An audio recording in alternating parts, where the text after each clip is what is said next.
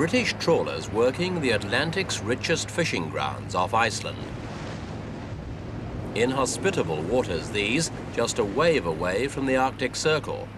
But now British skippers have more than the weather to worry about: gunboats. The Icelandic gunboat Thor races to cut the fishing gear of a British vessel while a frigate of the Royal Navy weaves to head her off. This is the dangerous reality of the latest fishing dispute between the two island races, the Third Cod War, a bitter deadlock over fishing rights that's raged from Westminster to Reykjavik, from the World Court of The Hague to the United Nations. But most of all, it rages here, in conditions that are already dangerous enough. A defiant Thor on collision course with one of two unarmed British support vessels which have been sent with 3 frigates to try to stop the Icelanders from harassing British fishing boats. Thor's captain cuts it fine this time, but his daredevil attempts to stop the trawlermen operating within his country's unilateral 200-mile limit have not always been so successful.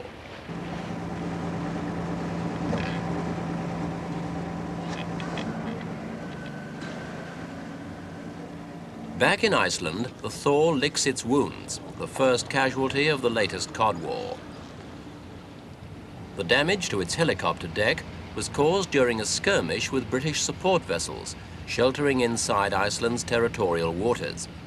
They ended up ramming the Thor, which replied with a salvo from its 57mm gun. For Iceland, the ramming incident was excellent propaganda material, bolstering their underdog image, and it made Captain Helgi Halvardsson something of a hero. But you have, in fact, Captain, been the first person to fire a shot in this present Cod War. Isn't this really going to lead to a very dangerous escalation of possible violence on the fishing grounds now? Well, I just want to make that and make it clear that this was inside the Icelandic territorial waters. There is no Cod War inside the territorial waters. All ships are supposed to go after orders from the Coast Guard inside territorial waters. How much ill feeling and distrust is there now, do you think, between the Coast Guard vessels and the British support ships? Well, there is no bad feeling from me. I'm just doing my duty and they are doing their duty. But how they do it, that's another thing. And this is what the war's over: Gadhus Morhua, the Atlantic cod. To the British people, cod's an essential ingredient for the traditional fish and chip supper. But to Icelanders, it's much more. In fact, as Iceland's only export, the cod's vital for the country's survival, and unfortunately, there's only a limited amount. Icelandic experts say the recent hatching of cod has been so poor that fry could well be fished out in 2 years unless there's strict control. Iceland insists that only 235,000 tons should be taken out a year. British experts put the figure a little higher, and it's this difference, together with the 200-mile limit, which has caused the current dispute.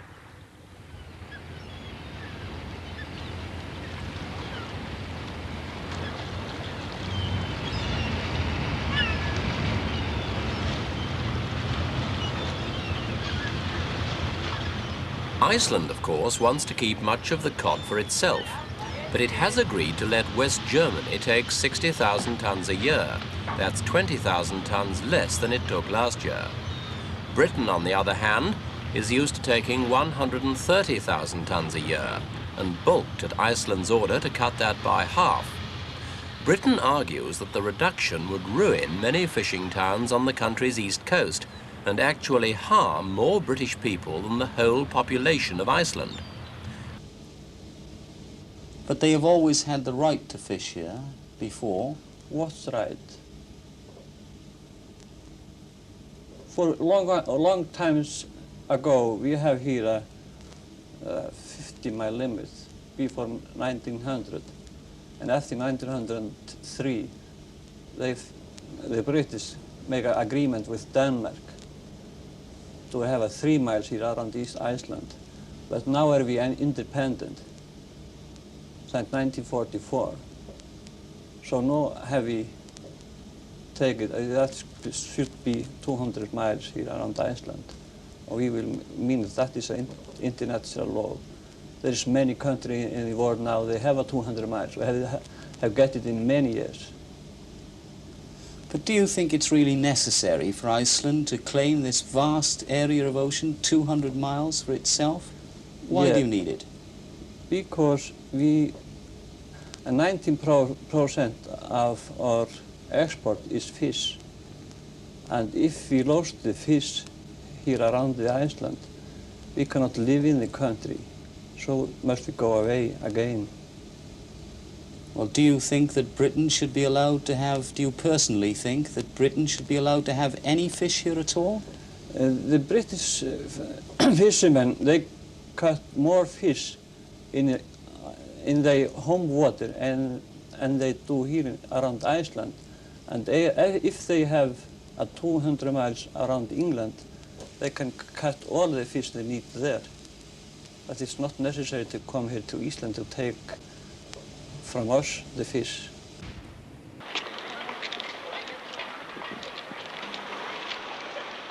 Like Seyðisfjörður, Reykjavik also has good reason to make heroes of the men who fight her cod war.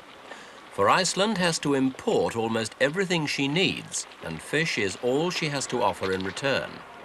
That makes fish valuable to Iceland, but sadly these days it's less valuable on world markets. This fish slump, coupled with 2 devaluations, has robbed the krona of much of its buying power and left Iceland with an inflation rate as high as 54%.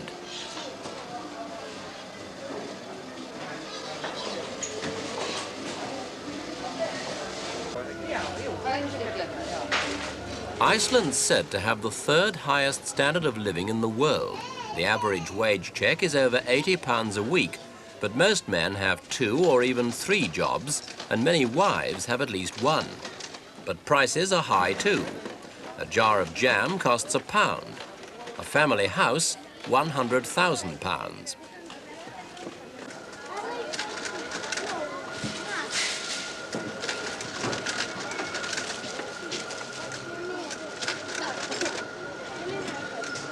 Buying from estate liquor stores also expensive.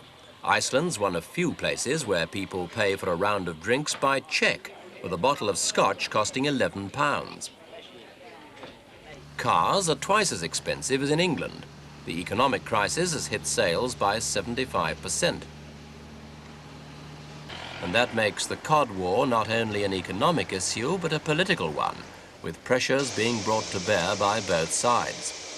Britain, as a member of the European Economic Community, has ensured that Icelandic fish will continue to be frozen out of the common market by landing taxes, while Iceland has protested about Britain's action at sea to the UN.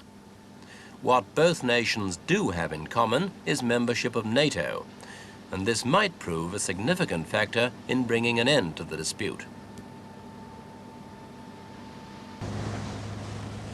As the dispute continues, neither side seems optimistic of a settlement.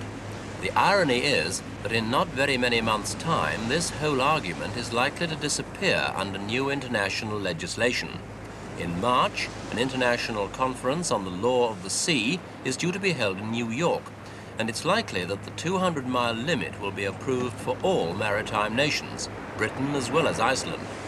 So, despite the present bitterness, both sides can console themselves with the thought that this, the 3rd cod war, is likely to be the last.